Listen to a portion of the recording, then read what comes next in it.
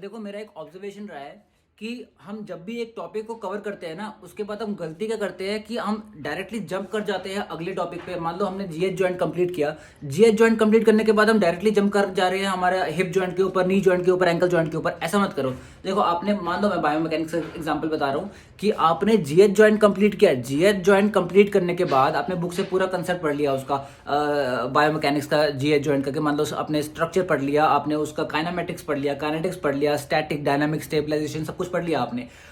उसके बाद एक बार आपने वो टॉपिक कवर कर लिया ना, उसके बाद आप अपने आप को 15 दिन दो, ठीक है। एटलीस्ट अगले 15 दिन तक कोई नया टॉपिक मत उठाओ, उसी टॉपिक के साथ रहो। मतलब जो आपका जीएच जॉइंट है, जीएच जॉइंट के साथ ही रहो अगले 15 दिन तक। अब इससे मेरा मतलब क्या है कि अगले 15 दिन तक आप जो भी मूवमेंट्स करोगे उन सब में आपका फोकस जो है सारा का सारा जीएच जॉइंट पे रहना चाहिए।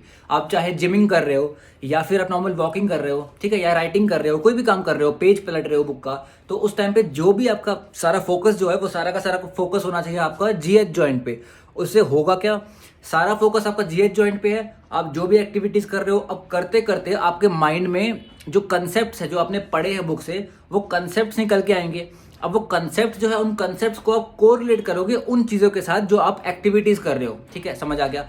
अब एक तो इससे क्या होगा कि आपका जो प्रैक्टिकल लाइफ की जो मूवमेंट है, एक्चुअल प्रैक्टिकल मूवमेंट जो है जीएच जॉइंट की, और जो हमने थ्योरेटिकल जो पढ़ा है बुक में, उन दोनों को रिलेट कर पाओगे, आपका कंसेप्ट स्ट्रांग होगा, ठीक है। और दूसरी चीज क्या होगी कि आप जब उन चीजों को रिकॉल करते रहोगे तो कहीं ना कहीं अटकोगे भी, ठीक है। अब जब अटकोगे किसी ना किसी कंसेप्ट पे कि मैंने बुक में तो ऐसा पढ़ा था लेकिन यहाँ पे मूवमेंट कुछ और चीज दिखा रही है, तो जब आप अटकोगे उसके बाद हम दूसरी गलती क्या करते हैं, हम कहीं भी फंसने के बाद, कहीं भी जब हम अटक जाते हैं, हम डायरेक्टली या तो गूगल पे चले जाते हैं, सर्च कर लेते हैं, या फिर हम बुक खोल लेते हैं।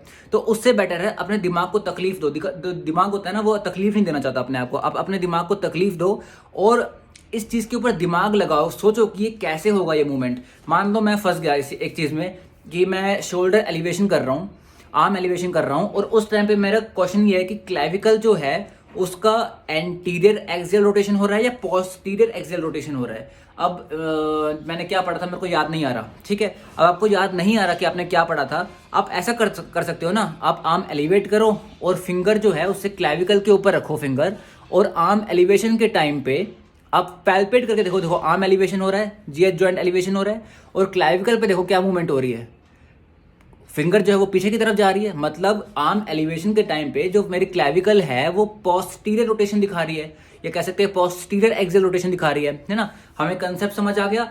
अब उसके बाद आप उस चीज को कोरिलेट करो बुक से। अब आप बुक खोलो या फिर गूगल खोलो या कहीं भी सर्च करो कि आर्म एलिवेशन के टाइम पे जो क्लाविकल है उसका रोटेशन कैसे होता है। आप चेक करोगे कि हाँ वो पोस्टीरियर रोटेशन में होता है, आपका कॉन्फिडेंस बूस्टअप होगा। आप देखोगे कि हाँ जो चीज़ मैंने यहाँ पे एक्सपीरियंस करी अपने बॉडी पे, वही चीज़ बुक में भी लिखी हुई है। आपका एक्सपीरियंस, आपका जो कॉन्फिडेंस है वो काफ़ी ज़्यादा एलिवेट हो जाएगा, ठीक है। एक ये फायदा होगा। और दूसरा या तो क्या होगा, या फिर आपका जो आपने एक्सपीरियंस किया मे बी वो गलत हो सकता है। अब जब गलत होगा तो उस चीज़ को आप समझो कि बुक में ये जब चीज़ लिखी हुई है तो मेरी बॉडी में ये ऐसा मुझे एक्सपीरियंस क्यों नहीं हो रहा, ठीक है। तो आप जब देखोगे कि दोनों चीज़ों को कोरिलेट करोगे तो कहीं ना कहीं आप गलती कर रहे होगे, ठीक है। उस गलती को ढूंढो और उसके बाद देखो कि एक्चुअल जो बॉडी मूवमेंट है वो किस तरह से हो रही है, किस तरह से होनी चाहिए, ठीक है। तो दो चीज़ें हैं, एक तो एक जॉइंट को, एक पर्टिकुलर जॉइंट को, एक स्ट्रक्चर को आपने पढ़ा, उसको पढ़ने के बाद उसके साथ ही, उस जॉइंट के साथ ही अगले 15 दिन तक रहो, अपनी सारी की सारी मूवमेंट्स को रिकॉल करते रहो उस पर्टिकुलर जॉइंट को दिमाग में रख के, ठीक है। जीएच जॉइंट है या कोई भी जॉइंट है, उस जॉइंट को दिमाग में रख के अगले 15 दिन तक उसके साथ ही रहो। 15 डे चैलेंज ले लो, ठीक है, या जो भी चैलेंज होता है, 30 डे चैलेंज जो भी होता है, इंस्टाग्राम वगैरह पे होता रहता है, वो चैलेंज ले लो एंड उसके साथ ही रहो अगले 15 दिन तक।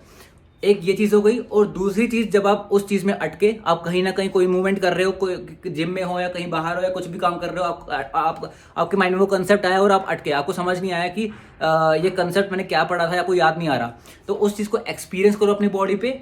एक्सपीरियंस करके फिर आप कोरिलेट करो बुक से। एकदम से बुक मत खोलो, पहले आप अपनी बॉडी पे एक्सपीरियंस करो एंड एक प्रोबेबल आंसर पे आओ, उसके बाद उस चीज को आप नेट पे सर्च करो या फिर बुक में सर्च करो, ठीक है।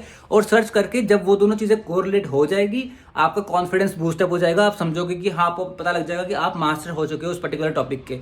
और अगर वो गलत निकला तो गलती कहाँ पे हुई, एक्सपीरियंस करने में गलती हुई या क्या गलती हो रही है, उस चीज को फील करो, उस चीज को, उस सॉल्यूशन पे आओ। उसके बाद उस पर्टिकुलर जॉइंट के साथ फिर से अगले एटलीस्ट आप 5 दिन, 7 दिन, 10 दिन और रहो, ठीक है।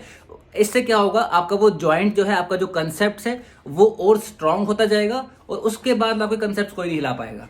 तो ये मेरे माइंड में आया, मैंने सोचा आपसे शेयर कर दूं। तो ओके, बाय।